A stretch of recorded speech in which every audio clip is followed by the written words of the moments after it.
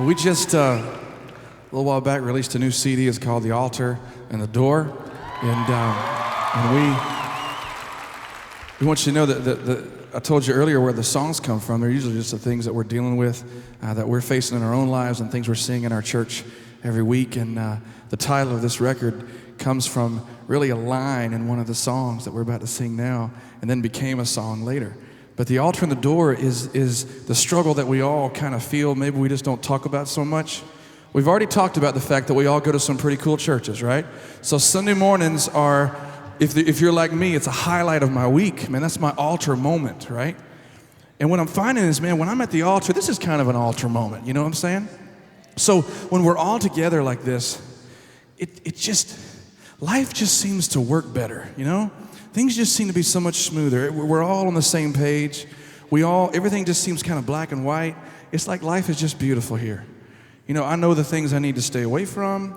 I know the things I need to move towards. I'm bold at the altar. You should see how bold I am at church.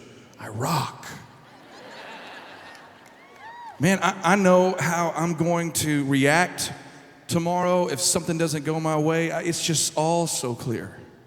But man, somewhere between the altar and the door, poof. Man, I get out there and life just gets crazy. You know, my boldness doesn't seem as bold as it did.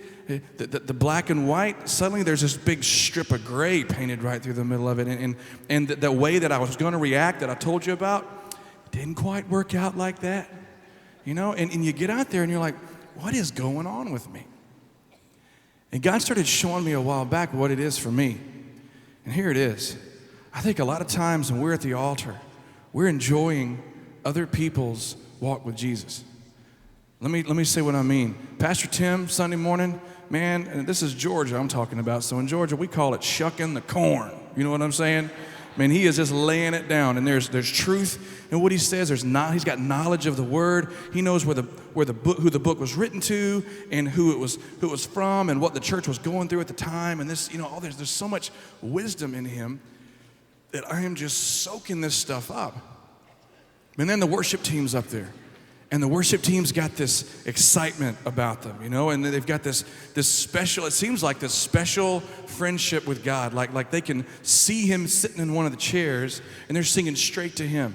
And that intimacy they have, I'm just soaking that up too. And as cool as all of this is, none of these people go home with me.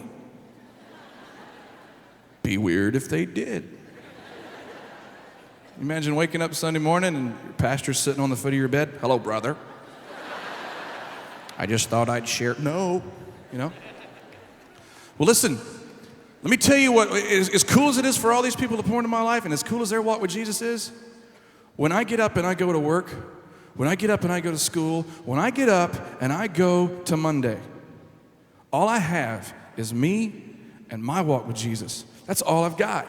All I have is me and my understanding of what prayer is. All I have is me and my knowledge of the strength that's available to me. That's all I've got, man. And as cool as Pastor Tim's walk with God is, when the storms of life hit me, I cannot lean on Pastor Tim's Jesus. The light has got to come on, and I've got to see.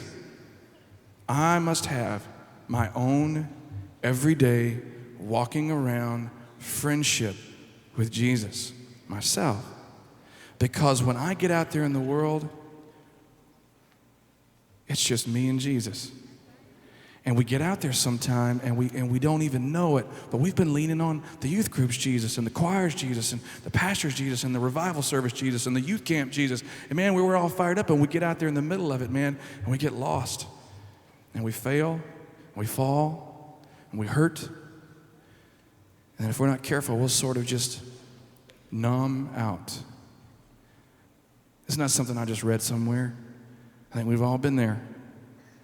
I was loving some teenagers through this, and I wrote this song for them.